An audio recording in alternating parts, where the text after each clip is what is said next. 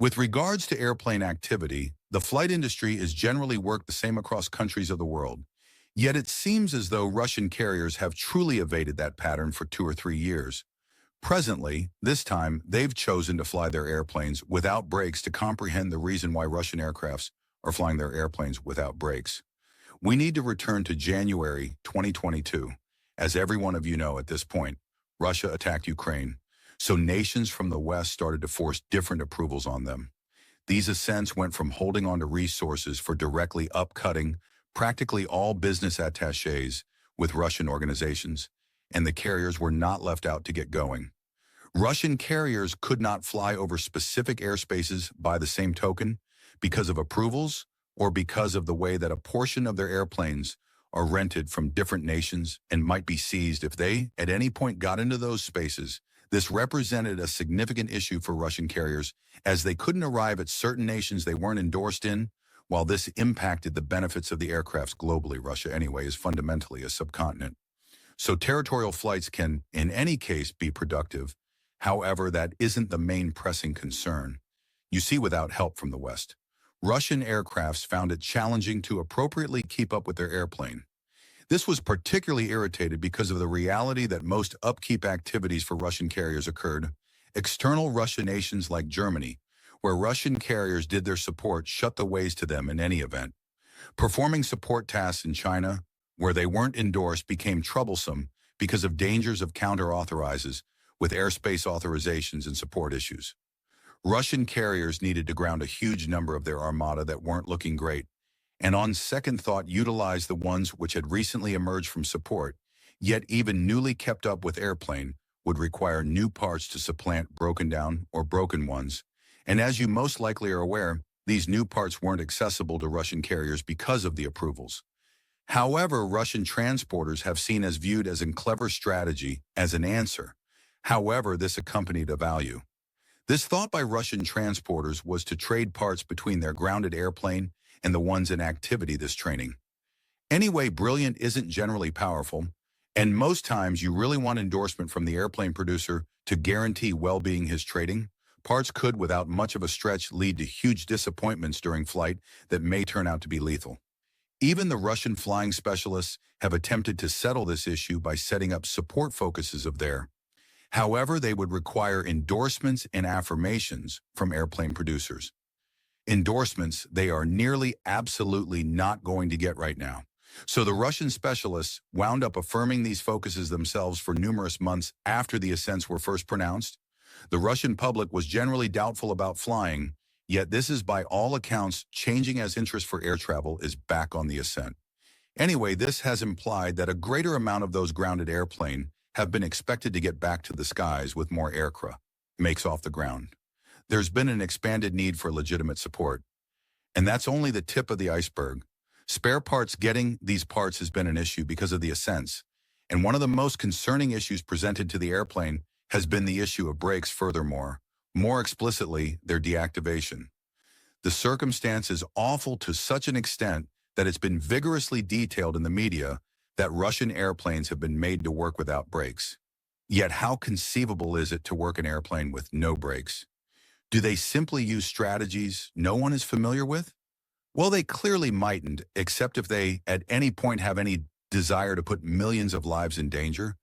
You presumably need to know how these Russian carriers are flying their airplanes without brakes. Well, to address that question, we really want to first have some familiarity with the idea of the least hardware list, in any case known as the MEL. Just put the MEL as a well-being apparatus that permits carriers to survey and decide when it's protected to work an airplane, in the event that at least one of its frameworks are right now inoperable. The MEL is a very well point-by-point report which covers things like flight controls flight, and you got it brakes, however it doesn't end there. As this rundown too covers any piece of the airplane, that is what is known as an overt repetitiveness capability.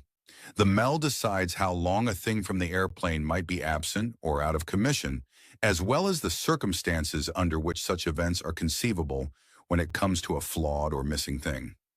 The MEL is really brief about how long an airplane ought to be in activity before a required fix happens.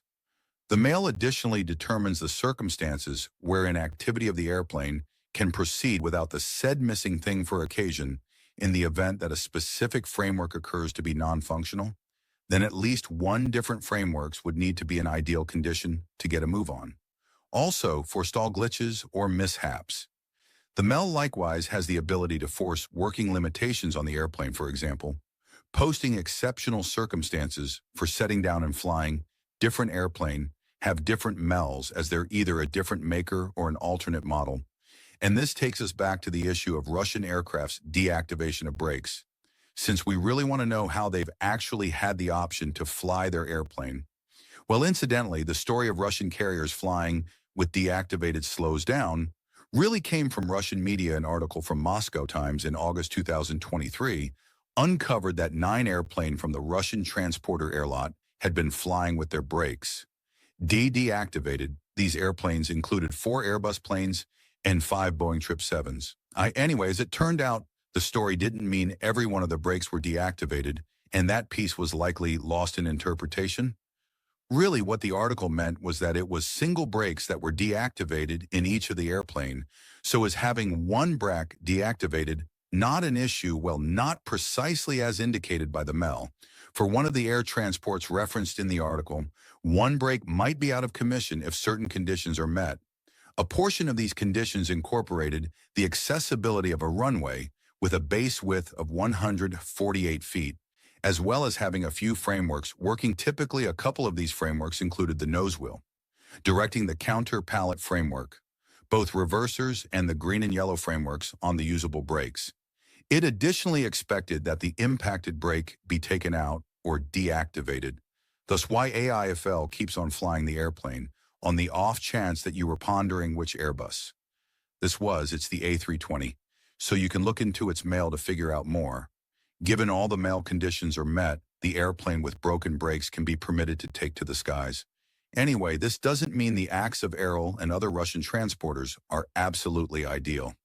You see, the MEL was made to give carriers some elbow room at whatever point one of their airplanes fostered an issue, yet this elbow room was fundamentally to purchase the aircraft's time to perform upkeep methodology. Once in a while, carriers are overbooked and try not to have opportunity and willpower to supplant, or on the other hand, fix a messed up part due to their plan. The MEL permits them to proceed working under specific circumstances until the airplanes are prepared to go through standard support Aeroflot. And other Russian transporters don't appear to simply be getting themselves additional time. Rather, they've essentially switched the dissolve over completely to be something of a standard book for ordinary tasks, which ought not be the situation.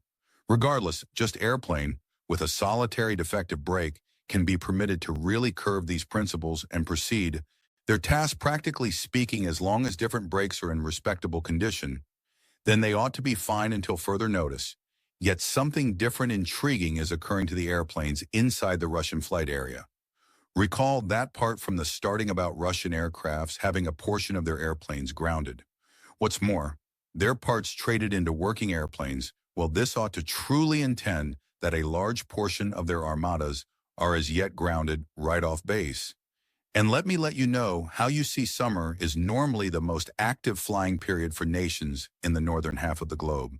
And reports have shown that this has additionally been the situation for Russia, in spite of every one of their difficulties. As a matter of fact, late reports have shown that a ton of Russian-based airplanes, including the Western planes, have gotten back to the skies.